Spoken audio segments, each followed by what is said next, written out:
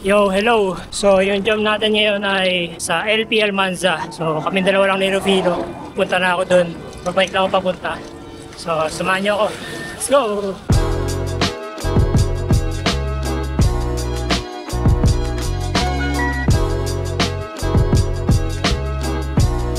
Solid tong gap na to. Parang doable. Running. Gawin ko sana kaso kaya tamad ako.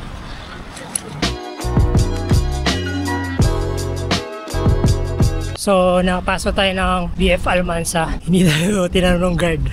Maayos kasi damit natin. Hindi tayo mukhang gusgusin. Suot ko pa yung action cam. Masabi, uy, dito ka hinahinala. Hindi na ako sinita. Dire-diretso lang ako. Yan, lapit na sa spot. Let's go!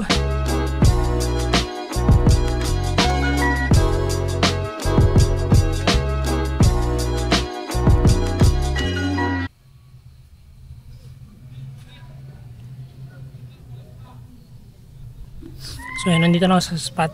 Tapos yan, bago na yung kulay nung, pininturahan. So bago na nga yung kulay. And then, so since matagal pang wala dito, parang malayo yung lahat. I think kaya naman. So mag-warm up lang tayo, tapos gawin natin yung mga Almanza Classics na mga jumps dito. Let's go! So napag-warm up na ako sa bike, syempre. Almost 11 km din yun. 40 minutes lang naman yung biyahe. Chill ride lang. Zone 2 cycling. So yan, few jumps lang, tapos try na natin yung mga madali to harder jumps. Let's go! So medyo makulimlim. First challenge natin itong classic na standing free. Try natin yung pababa. Tapos dati yung pabalik ko yung patas, hirap. So let's see kung hirap pa rin ako. Kasi kung hirap pa rin ako, I'm weak!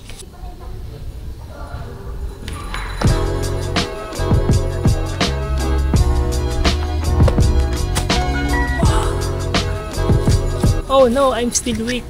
Yan, mabigat yung damit ko. Isang laki. Nahirapan ako pag mag-swing.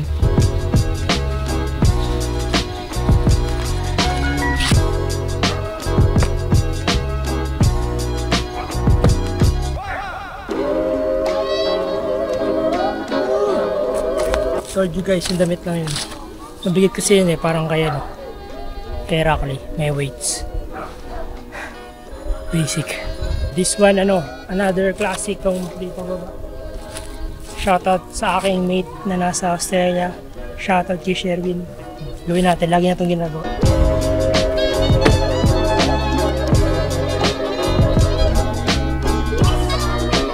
Try ko yung sa taas. Hindi ko na maalala kung nagawa ko na siya. Kaya hindi ko alam kung may improvement or wala. Pero try na lang natin.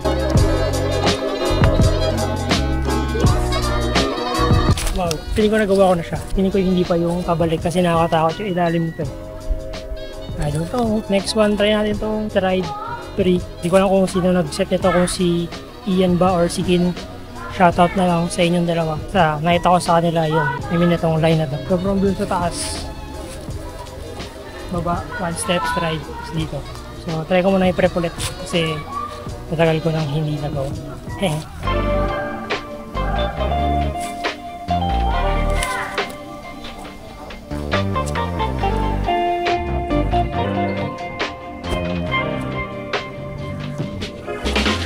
Galing niya, mahirap siya ngayon, galing. Parang nakaka-surprise kasi nagawa ko siya. Prep na lang natin. Medyo challenging na siya ng running free. Wala, nakakatuwa lang, galing. May stride pa, tapos nagawa rin siya noon. Cool, try natin mabuo today. Another one, surprisingly, madali yung stride sa feeling ba? Isa sa running free. Oh well, I don't know. Let's go! Okay. Update ko lang ulit kayo. Medyo kumukulimlim. Sana wag umulan. Sayang naman yung punta ko dito. Okay, let's try again. Tignan natin kung mababounce ko. Pero takot pa ako i-commit.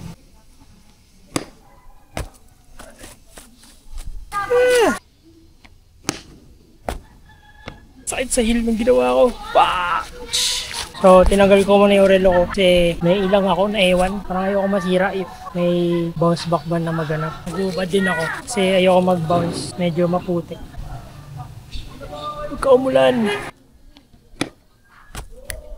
I think ito rin.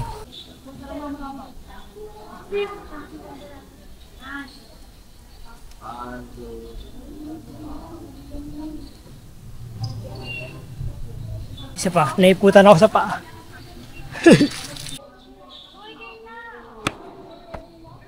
So easy! Try for stick.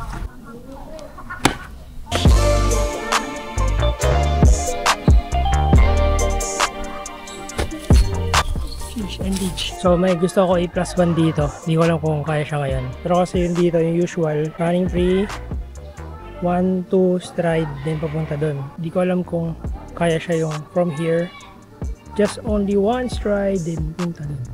So medyo malayo pala siya. Pero I think tamang speed ng takbo, maabot na to. Tapos yung question na lang is yung dulo. So ewan, try ko muna magsukat-sukat, tapos try ko muna to, yung running free, then sukat para mag-gauge kung doable. Kasi try natin yung mula dito sa taas, mula dito sa taas, sa baba, yung challenge ni Renz dati, sa baba. Naalala ko lang kasi kakapanood lang namin ng vlog ni Suman ata, or ni Renz. Ni Suman siguro yun. Na spot namin dito. Inspiring. Hashtag Cancun. 1, 2, 13.5 siguro. Next one, 14. Damn. So yung isa mas malapit 13, yung isa mas malayo 14 or more. So yun, parang santo gap pero pababa, tas stride. So let's see. Oh well, try ko muna tong malapit 13 na running free. I think madali lang siya, mahirap siya i-stick for sure. Let's go. So meron ding new update sa spot na to kasi Diyos ko po, apakala mo ko huwag lang ako mading ihanap kayo. Okay, prep ko yung camera, then try natin yung running free.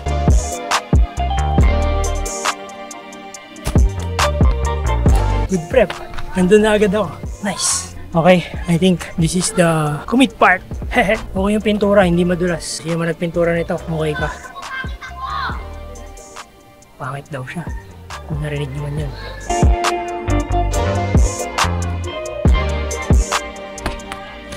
Holy shit, ang bigat. Medyo nahil ko yung kaliwa. Pahinga. Mas isa pa. Ngayon ko lang naisip at napansin. Kung gusto ko i+1 yun, to running free, then isang stride lang dito.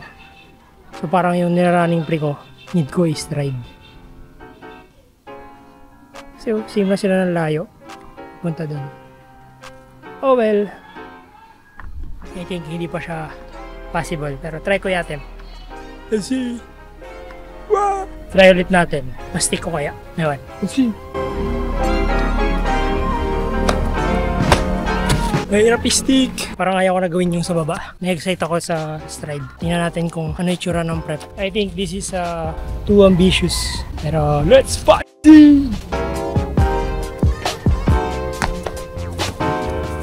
Ngayon ko na naisip na yung hard part para sa akin dito is yung running free ko kailangan malayo. So dapat good leg. Tapos yung ilalanding ko dito bad leg. Malayo din to. So mahirapan yung bad leg ko. One more.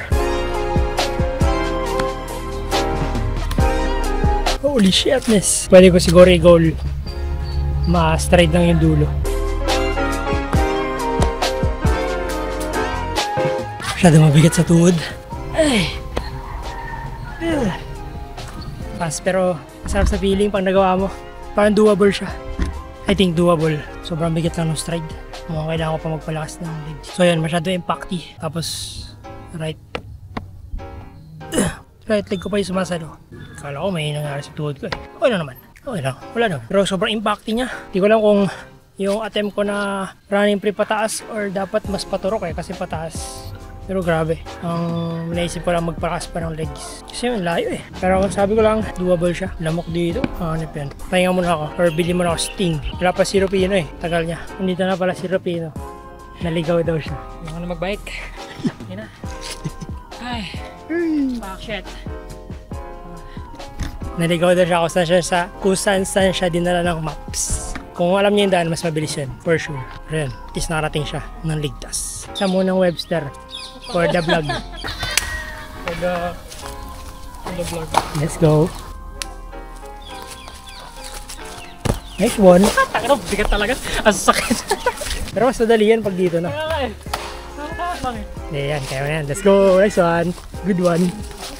Ayan, syrup. Nagpe-prep siya ng Webster kasi isasama niya yan sa line. Nakapag Webster na siya sa flat, basic na lang yung, eto, same lang yan. Ako naniniwala ko makakomit yan. Try ulit sa flat yung move, sa step up.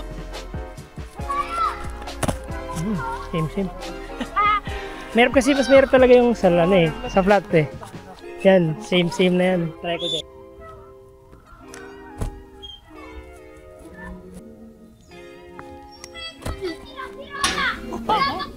Side pa rin. Takot mag-front. Same. Let's go. Ah!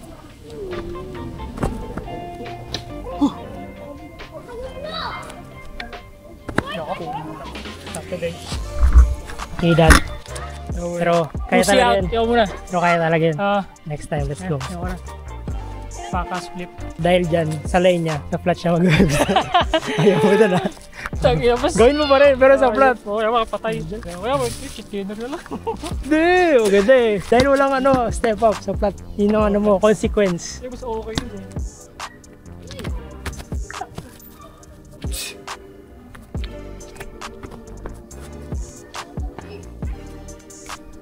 Ayaw ko. Mademo mo. Yung reverse ni Ruf eh. Na may parang ikot. Yan, ang ganda. So maganda yun. Gusto gawin ni Rufino yung parang may yung cartwheel daw yung ginagawa nila Sugar at Carl. Sabi ko mas maganda yun. Kasi hindi kaya ni Carl yun eh. Ako pala Carl eh. Yung reference nun, yung last video, di nga niya nagawa eh.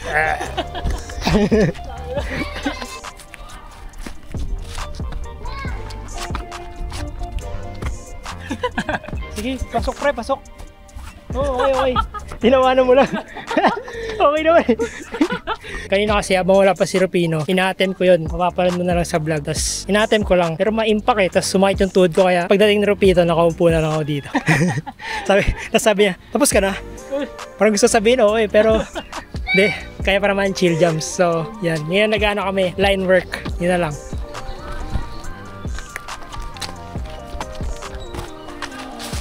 Nag-work ka na ba? Hindi pa ano? First court of the day. Recording. Yeah.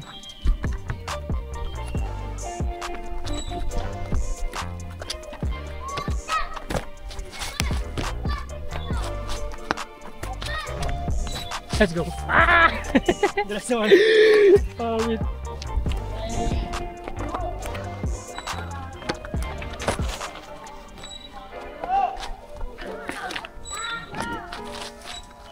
Let's go!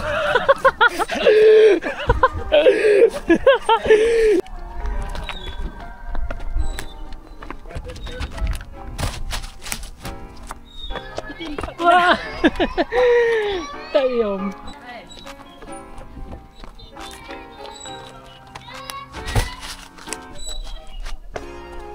Come on. Ah, nice one!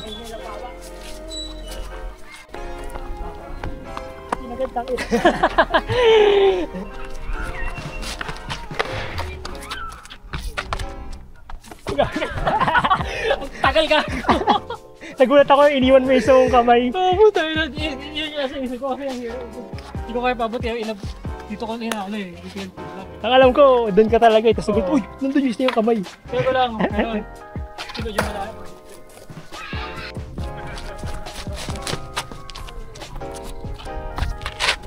Kaya pre. Isa pa nang tuloy-tuloy. Bigat ka. May post lang. Ang bigat ng putangin. Ayos. Ano naman? Wala. Ayos.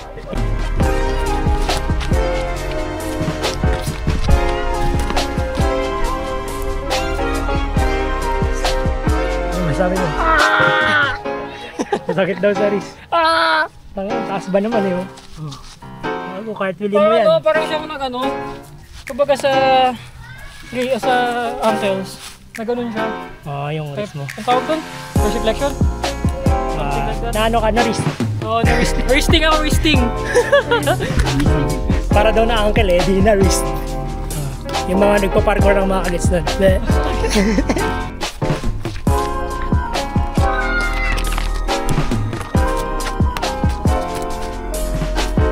Okay yun ha.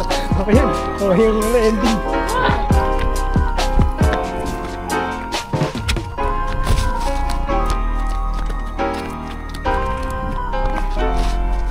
Nice one. Tatabayo rin.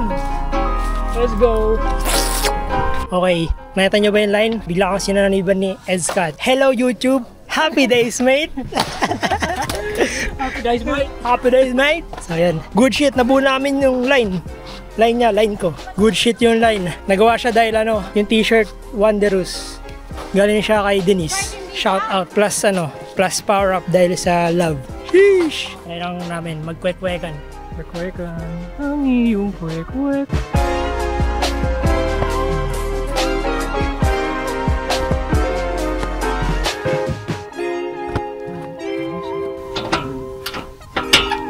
Wow! Mahirap pala mag-ano dyan. Kasi hindi mo masipa yung tuktok. Oh, Late ko na na-realize. Pwede. Gago. Yan. Ako nagawa mo agad yung 180 na akyat. Nice. Yes.